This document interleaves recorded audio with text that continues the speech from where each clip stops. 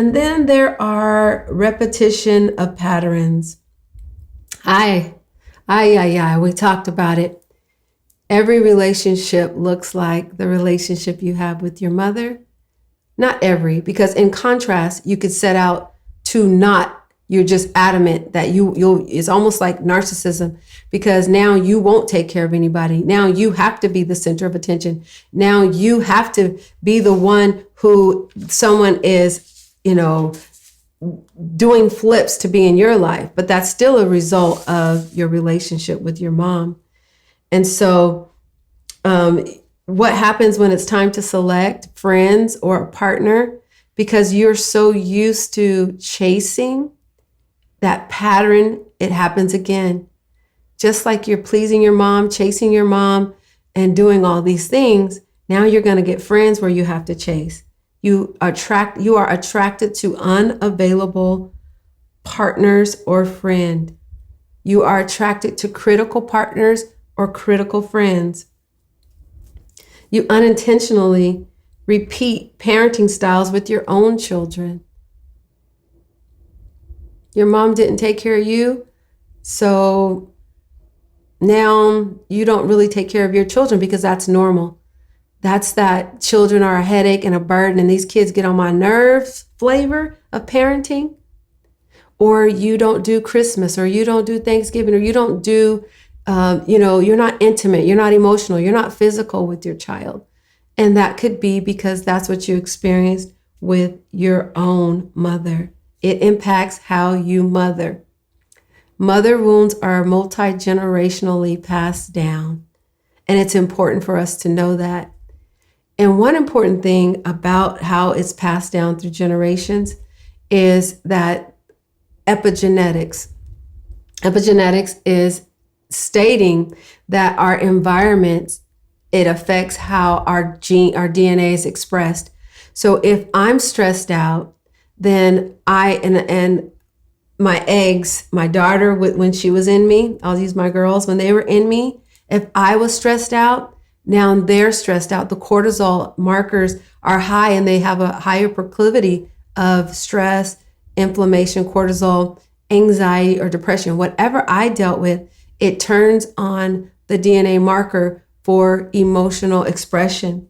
So some of the things that people are dealing with, it didn't start with you. The anxiety, the low self-esteem, the fear, the abandonment, the perversion even, I'll go there. It didn't start with you. How you feel, all of these feelings can be expressed in our DNA, and it turns on different markers. And so we feel like, I don't know why I feel like this. It could have been the way your mom felt when she carried you, even down to my grandchildren. When I carried my daughters, their eggs were developed, they say, within them, right? All the eggs that they would have. So I was making an impact not only on my daughter, but on my granddaughters. So these things are multi-generational. And so it's important to know that wounds start early. And it's not because the mom says, pick me. I want to cause mother wounds. That's not what happens. Usually there's something that happens within the womb or in the life experience that causes a deficit. And then the mother from the deficit. Your deficit is your mom's deficit. What you need is what she doesn't have. So it's her deficit too. We mother from our deficits. And sometimes we overcompensate and we try to give our kids what we didn't have. But in many times, as it pertains to wounds, our deficits become our children's deficit. They parent from their deficit. So while you're saying, I didn't get this, well, you have to remember your mom didn't either. She didn't either. So it is just a multi-generational pattern that is repeated. And then it causes you to struggle. We talked about it last month with self-love. You wonder why you're struggling to nurture yourself in ways that you need to, because it wasn't modeled in childhood. You didn't feel deserving. You didn't feel that you were valuable. No one takes care of something that's not valuable. People throw paper, pennies, and trash away. They don't harbor trash. If you feel like trash, if you've been treated like trash, there's no way you're going to polish trash and take care of it and fold it up and put it nicely. You're going to put it in the trash can. So that is one indication. If you're struggling to nurture yourself, it wasn't modeled in childhood. And then there is the clinical considerations. We're at the part of clinical considerations because it's like, oh my gosh, what do I do? You've described me. You've pointed out that I have a mother wound. What do I do with this mother wound? Well, the beautiful thing is that we're having the discussion because it all begins with awareness. And sometimes we don't know why there's conflict with us and our mother. Sometimes we don't know why we get anxious when the phone rings and it's her. Sometimes we don't know why we're struggling. We love her, but we don't want to be with her, or we're angry at her, but we don't feel like we have a right to be. We don't know what to do with those emotions. Hopefully this has helped you to get a view of the mother wound, how it starts, and also to have some empathy for your mom. Have some empathy because your mother is living out her experiences. I'm not excusing abuse. I'm not excusing neglect. I'm not excusing it. I'm giving you the reason because that's going to be part of your healing. If you don't get another reason, you're going to constantly think she doesn't love me because of me. She doesn't love me because she doesn't like me. She doesn't love me because I'm not good enough or smart enough. When a mother doesn't like her child, she does not like herself. So when that is the case, she does not like herself because we are our mothers, y'all. We're the parts of them that maybe they don't want to see. Even if you are the positive part of your mother, she may not like that. And it's not that she doesn't like it. It might be hard for her to digest that you're a responsible mother, you're a loving mother, you're a capable woman, you're the woman that she's not, you're the mirror of who she's not. That causes conflict too with the mother wound. And so there's, you feel that tension and you feel that she won't celebrate you and you feel that she's negative towards you. And what she's negative towards is that she feels that you're condemning her by being healthy. Your health is an indictment against her sickness, and she's embarrassed and she's ashamed. So now she has to play the one-up game with you. Now she has to be better than you. Now she has to put you down. Now she's in competition with you because your light is shining so brightly. Or if you're struggling, if you've made mistakes, maybe you're over-identifying with her weaknesses and she can't handle it. She can't handle your weaknesses because your weaknesses are her weaknesses, and you're reminding her of the mistakes that she made. And so instead of just being angry at herself, now she's angry at you because she sees herself in you. So those are some of the dynamics of why you might feel like in the mother wound and the mother, relationship, why there's so much tension and there's so much strife. Yeah, there is jealousy and envy. And a lot of it comes from just, deep down that you feel inferior to your daughter, and you shouldn't, because it's shameful. It's sad. It makes you feel, that you've missed the mark and that you're incapable. It speaks to all of your wounds as a mother when you're in competition with your children and you can't celebrate their achievement, or your daughter, and you can't celebrate that she's gone further than you. That's a deficit because you feel like she knows your secret, that you have deficits. And so that makes you uncomfortable. So you become resistant, unsupportive, negative. You find something to criticize because you want to bring her down a notch or two. So in that case, mothers or women, daughters, you can only take care of yourself and let your mom heal her wounds so that you won't continuously be experiencing the mother wound of envy and jealousy and resentment just because you made it. Or even if you're struggling as a woman and you need your mom's support, but she's pressing you down, she is responding to her weaknesses. She never got support for her weaknesses, so she can't give you support. And she's watching you relive her mistakes. And so she hates that for herself and she hates that for you. So let's talk about the interventions here. Grief is an intervention. Grief as a healing intervention.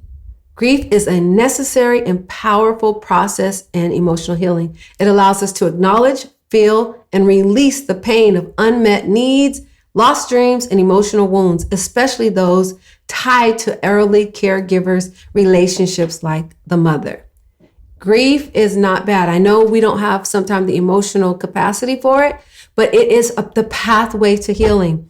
Grieving is the pathway to healing. It is on the road to healing, because after you acknowledge how you're feeling, then you can fix it and you can restructure and you can reroute. And there are 6 stages of grief that I want to talk about briefly. Denial, the first stage, bargaining, depression, acceptance, and reintegration, which is acceptance of your life, like reintegrating or rebuilding your life. They've added other stages, but I'm going to stick with the basic. And the first stage, what stops you from grieving all of this, it's because it's complex grief. Now, if your mother has passed away, this is different. You can still have these stages, but it looks a little different. I would say it's more difficult when they're alive, and they call that complex grief. It's like being able to see the water, but not being able to get a cup of water. Like seeing the food, but not being able to get a plate. So this person is alive, but your needs are not getting met. So it's even more frustrating. It's like, you're alive, meet my needs. They're alive, but you have to remember there's portions of their capacity and their abilities that are not there. They may develop, but the truth is, it just they may not ever be the mom you want them to be. I can remember I wanted a big, chunky mom. My mom's skinny. I love her to pieces, but I wanted a chunky mom. I don't know. Maybe I wanted hugs, or we just have all these fantasies of what we wanted. And I can remember wanting that, a mom who cooks, and a mom who, I just wanted to cuddle and cook, cuddle and eat. And so, but I appreciate who my mom is. So let's go there. First, stage 1, denial, stages of grief. In this stage, it is your brain is telling you, I don't have the capacity to accept that this is who my mother is or who my mother was. So what I'm going to do is I'm going to make up scenarios. I'm going to make up scenarios that maybe it's me, or maybe if it's that she has a drug addiction. I mean, you could really add some dialogue to it, because this is the reasoning, or this is the denial of accepting that your mother is who your mother is. So you're denying that you have this wound. And so then you launch from that is the denial that maybe I'm just depressed, or maybe I'm just anxious, or maybe I'm selfish, or maybe I just want too much, or maybe I'm just too sensitive. So all of these maybes are denying the reality that you have a mother wound. You're so respectful of the hope that you can't even conceptualize the fact that my mother hurt me, or you can't conceptualize the fact that because you want to say, I don't care, I'm grown now, or I don't care, I'm gonna do me. You make up all these things, so you resist the truth. You deny what you're feeling. And then there's the bargaining, where you continue to make agreement that, okay, my mom, if I do this, if I buy her this car, if I take her on this vacation, if I throw her a birthday party, if I answer her calls, if I listen to her, if I do all these things, then I won't have this wound. I'll be healed. Maybe if we go on this vacation together, maybe if we do this daughter and mother thing at church, or maybe whatever, you just kind of bargain, and you think that maybe if this happens, I'll get the love. Maybe if I, get this degree, then she'll see I'm worthy. And then the wound and the pain will stop. Maybe she'll see her grandkids and she'll love her grandkids. And then she'll see that I made the grandkids. And then maybe the wound will stop and she'll love me and she'll accept me. And then the pain will go away. That'll stop the pain. She'll be happy for me. I got a man, I'm getting married. She'll be happy for me. And the pain will stop. I got a career. I graduated. Maybe this will stop the pain of the mother wound. No, that's just bargaining. delaying time because you can't accept the reality of who your mom is. What kind of then begins to happen is that you start to identify that you just have the wound and you don't have the mom that you wanted. So you start to feel the loss. You start to feel sad.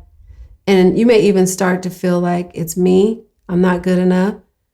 And I'm not deserving, because by now, as an adult, other people have stepped in your life. Other men have walked out. Other people have confirmed that maybe it is you. Maybe you're not lovable. So now you think it's the relationship, the guy who walked away, but deep seated is the fact that your mom never affirmed that you're worthy and that you're worthy to be loved and connected to. So every other injury just provokes that pain. It triggers that pain. And so what happens after that loss and that hopelessness? I'm never going to be loved. I'm never going to have a relationship with my mom. And the sadness that people feel, sometimes they attribute it to I lost my job. And they don't even know that at the root of it is a deep hurt that you lost your relationship, the one that God designed with your mother. She's not connected to you. She doesn't give you the support and love that you need. So then what happens for some people who allow it is anger, irritability. And anger is beautiful. You know, we talk about the angry Black woman and how we're stereotyped. We have a lot to be angry about. The Bible says be angry and sin not. So anger is not bad. It's how we act when we're angry. Because angry is just an acknowledgement of unfairness and you are protesting what is not right. So anger is your advocate. It is your witness that what is going on the inside and on the outside, it ain't right. So you need anger to show up, because anger is the umpire of justice. So you need it to show up so that it tells you this ain't right. This ain't right.